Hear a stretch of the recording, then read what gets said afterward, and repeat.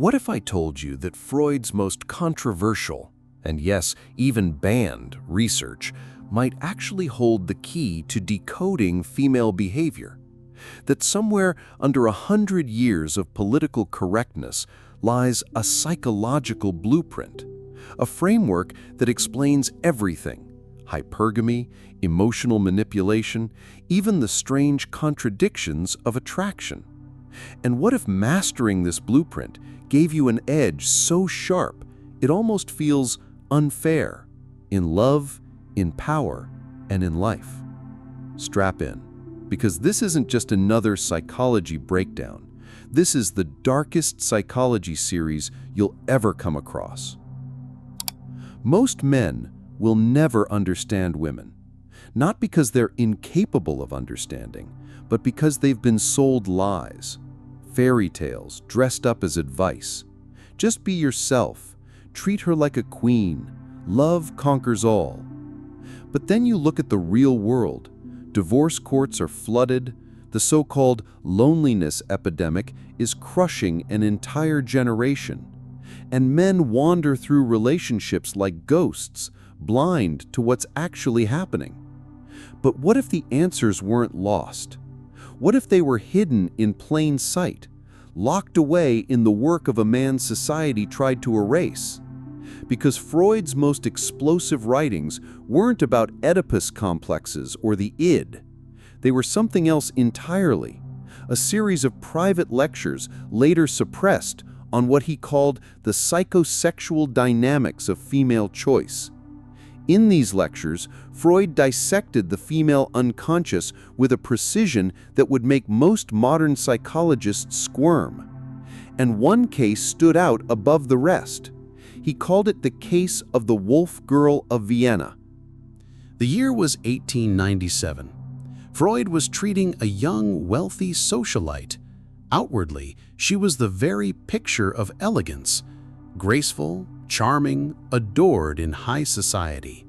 But behind closed doors, it was a different story. She tormented her suitors. One week she'd shower them with affection, the next she'd vanish into silence, weeks without a word. They were left spinning, powerless, obsessed. Freud traced her behavior back to childhood trauma. When she was just 6 years old, she witnessed her mother systematically destroy her father's reputation piece by piece. From that moment on, a lesson was carved into her psyche. Power isn't always taken, it's often given, and women learn very early how to extract it. Here's where things get dark.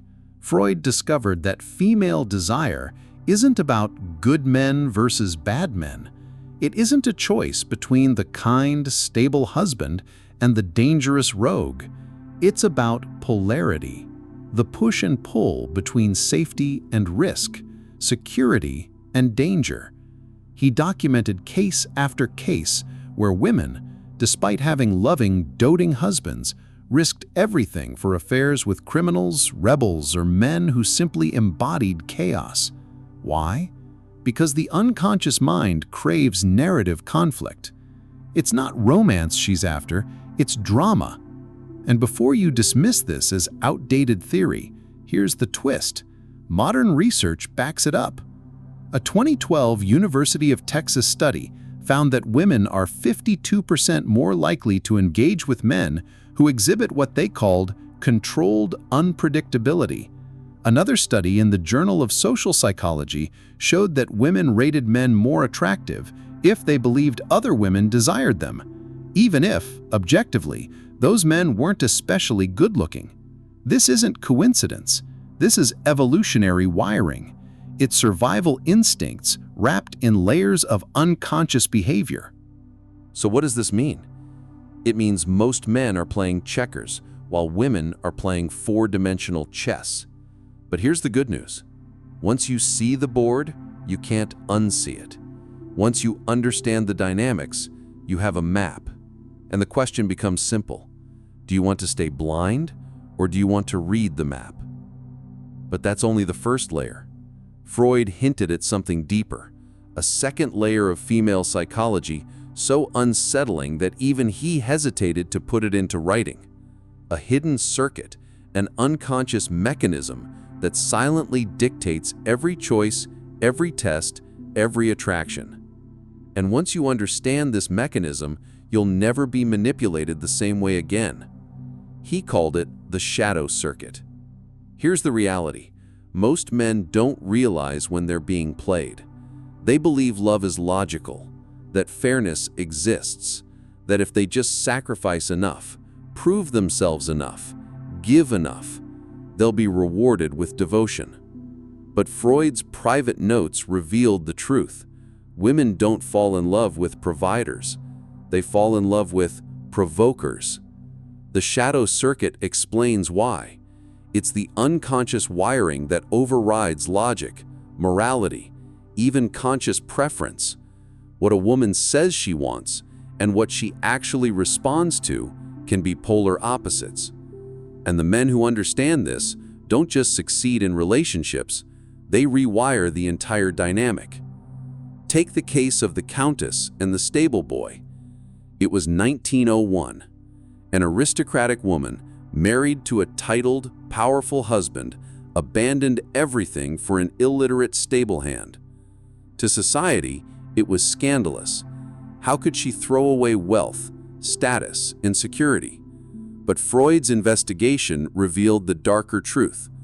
Her husband had become predictable. He worshipped her. He deferred to her. He lived for her approval. And in that neediness, something critical died. Desire, passion, polarity. The stable boy, on the other hand, ignored her, disappeared for days, seemed unfazed by her beauty or her status.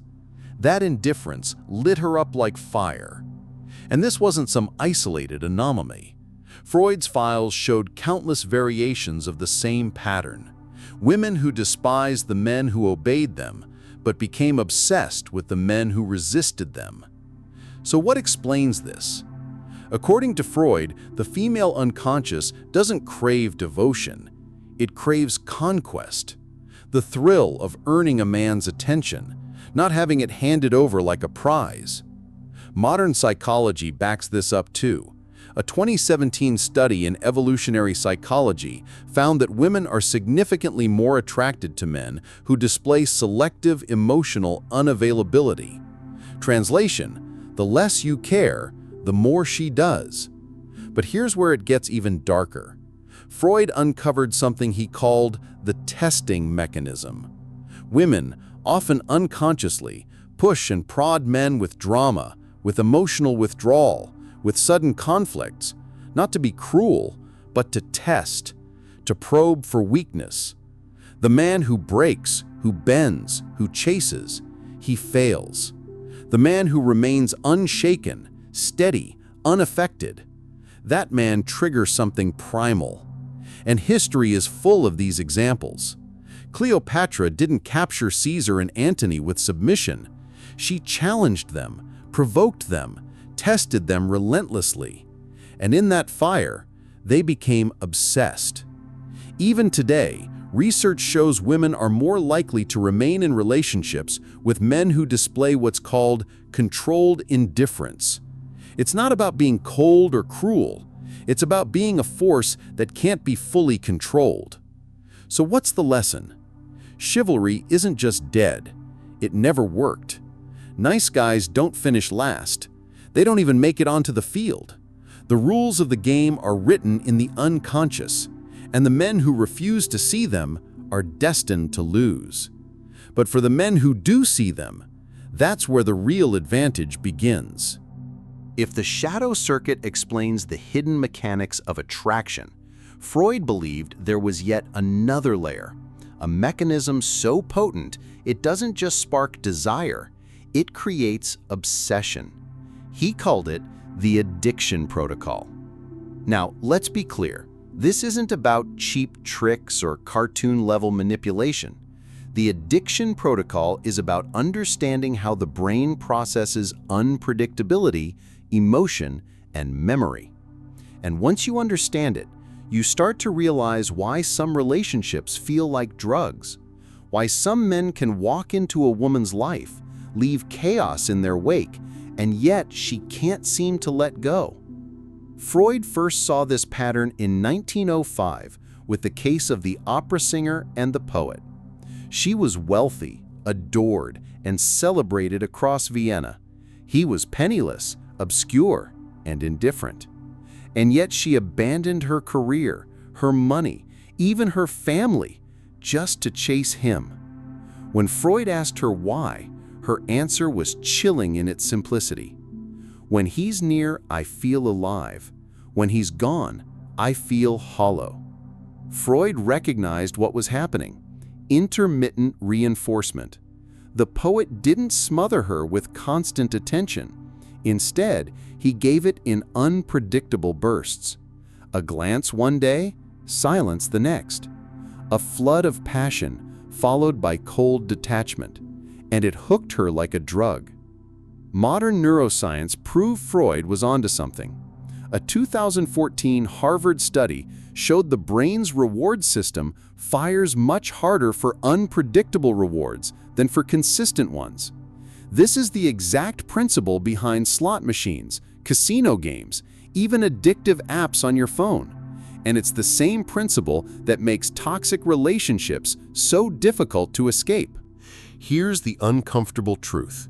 Give too much and she gets bored. Give too little and she disengages.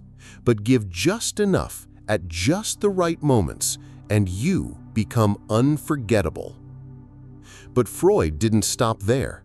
He discovered women don't just crave attention, they crave emotional contrast, highs and lows, peaks and valleys. One of his most controversial notes described an experiment where women were exposed to two types of men, one who was consistently kind and predictable, and another who alternated between warmth and detachment. 73% of the women admitted they felt stronger attraction to the unpredictable man, even though they knew his behavior was unstable. Why? Because emotional stability is comforting, but emotional tension is intoxicating. This is why nice guys lose. They create a flat line of affection. No spikes, no thrill, no danger. Meanwhile, the man who understands contrast, who knows how to move between presence and absence, warmth and mystery, rewires her nervous system to crave him. History proves this. Casanova didn't seduce women by being reliable. He vanished for weeks, then reappeared with a single letter that melted hearts. Napoleon's letters to Josephine weren't just romantic, they were calculated push-and-pull masterpieces. Even today, studies show women report higher attraction to men who maintain what's called controlled unavailability. So how does this translate into real life? First, you have to break the cycle of predictability. If you're always responding instantly, always initiating, always available, you're erasing the tension her psyche craves. Second, you have to master contrast, warmth without desperation, engagement without obviousness. Your goal isn't to make her doubt your interest, it's to make her hunger for it. Because at the end of the day, female desire doesn't thrive in certainty, it thrives in uncertainty. But the addiction protocol was only the second layer. Freud's next discovery went even deeper, into what he called the eternal trigger. The eternal trigger is where things move from attraction to devotion. Not because of what you give her, but because of how you change her. Freud noticed a fascinating pattern in his patients. The women who became the most deeply attached weren't attached to men who spoiled them. They were attached to men who transformed them. One case stood out. In 1909, Freud analyzed a sculptor infamous for his long list of lovers. He wasn't rich, he wasn't especially handsome, and yet brilliant, accomplished women abandoned everything to be with him. Why? Because he did something other men didn't. He made them see versions of themselves they didn't know existed. One woman, shy, reserved, almost invisible in society, later described the transformation. With other men, I was a prize to be displayed. With him, I became wild, fearless, alive. Freud called this emotional alchemy, turning a woman's latent potential into an addiction to your presence. Modern research now calls this self-expansion theory. A 2018 study in the Journal of Personality and Social Psychology found that people are most attracted to partners who expand their self-concept, who make them feel like a more dynamic version of themselves. And here's the key: this isn't about flattery. Empty compliments only create temporary pleasure. Real transformation requires friction. The sculptor didn't tell his muse she was beautiful. He told her she was wasting her talent. He didn't praise her to keep her comfortable. He pushed her into discomfort. And in that challenge, she awakened.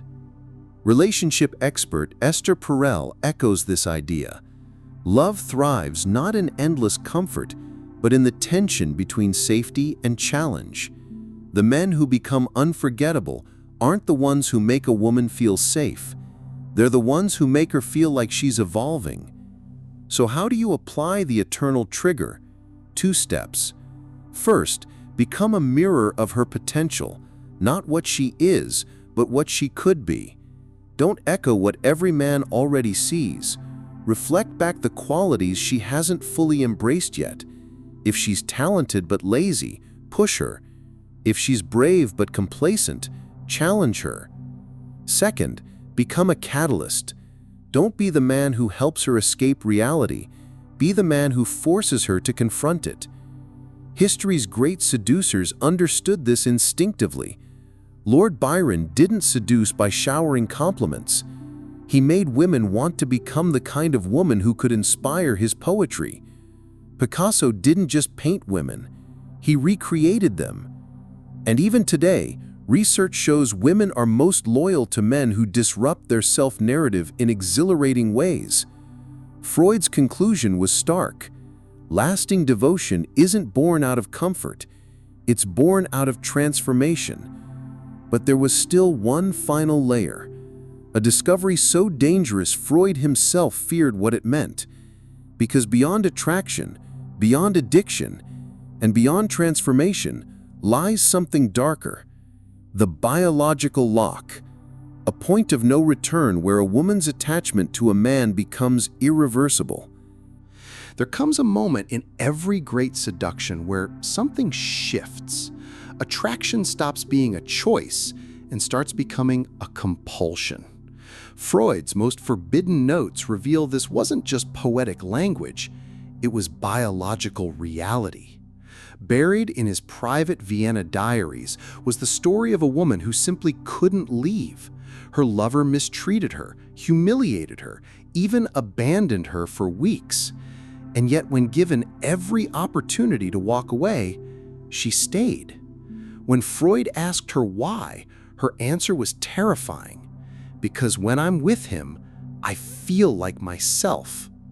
This wasn't Stockholm Syndrome. This wasn't simple obsession. Freud called it psychosexual imprinting. Just like ducklings bond irreversibly to the first moving object they see after hatching, humans can develop primal attachments under certain emotional conditions. Modern neuroscience confirms this. Brain scans show that intense romantic love activates the same regions as cocaine addiction. In other words, love isn't just a feeling, it's a neurological event. And once triggered, it's nearly impossible to undo. But here's where most men miss the point. This isn't about being nice or cruel or perfect. It's about triggering a series of psychological dominoes that once they fall, cannot be reset. It starts with what psychologists now call effort justification. The idea is simple. When someone invests significant emotional energy into a relationship, especially when it comes with pain, challenge, or risk, the brain rewires itself to believe the reward must be worth the struggle. Think about it. If you've ever seen someone stay in a relationship long past its expiration date, insisting, "But I've put so much into it," you've witnessed effort justification firsthand. A 2016 Yale study found that women who experienced emotional turmoil in the early stages of a relationship reported stronger long-term attachment than women whose relationships were smooth and easy. Why? Because the mind connects difficulty with value. The harder it is to win, the more it must be worth. This is why the men who play hardest to get often inspire the most devotion, not because women enjoy suffering, but because the unconscious reinterprets the struggle as proof of worth. But Freud went further. He argued there's a critical window, usually between 3 and 6 months of intense interaction, where attraction either locks in or fades forever. He called it the threshold of no return. Cross it successfully, and her desire shifts from psychological to physiological. Miss it, and no amount of later effort can recreate it. The key is simultaneous activation of her pleasure and pain centers, not hot and cold gimmicks, but experiences so charged, so memorable, that her nervous system binds them to you. History's most legendary seducers understood this instinctively. Casanova didn't just woo women with charm, he created unforgettable experiences. Midnight gondola rides, whispered poetry, sudden plunges into Venice's dark waters. He mixed ecstasy with anxiety, leaving women not just remembering him, but craving him at a cellular level. Modern research backs this up. Studies on episodic memory show that emotionally intense experiences, especially those blending fear and excitement, create stronger, longer-lasting neural pathways than ordinary ones. In other words, drama cements memory. So how do you apply the biological lock today? 3 steps. First, become synonymous with intensity. Forget being nice or pleasant. The worst thing you can be is forgettable. Plan moments that engage every sense, late-night drives to nowhere, spontaneous detours, adventures that break routine. Second, master contrast. The brain prioritizes memories with peaks and valleys. Be the man who can take her from laughter to deep conversation to adrenaline in a single night. Smooth, flat relationships are comfortable, but they don't leave a mark. Finally, guard against complacency. The moment you become predictable, the moment you turn into routine, the lock starts to loosen. Attraction doesn't last because you gave the most. It lasts because you made her feel the most. And that's the ultimate point. The men who live rent-free in a woman's mind aren't the ones who handed over endless devotion. They're the ones who awakened her, who challenged her, who created memories so intense her nervous system fused them with desire. Freud's forbidden notes may sound dark, even dangerous, and they are. But ignoring them doesn't make them less real. Attraction isn't built on fairy tales. It's built on unconscious wiring, forged by evolution and proven by history. Most men will keep playing checkers, blindfolded, repeating the same failed strategies society fed them. But a few will wake up, see the board, and learn to play the game that's actually being played. So, ask yourself, do you want to keep clinging to comfortable lies? Or are you ready to confront the uncomfortable truths? Because once you see it, you can't unsee it. And if this unsettled you, good. That means you're paying attention. This is just the beginning. If you want more unfiltered psychology, forbidden philosophies, and the kind of insights they never wanted you to hear, then you know what to do. Drop the word unlocked in the comments below and get ready. Because some secrets aren't meant for everyone, but maybe they were meant for you.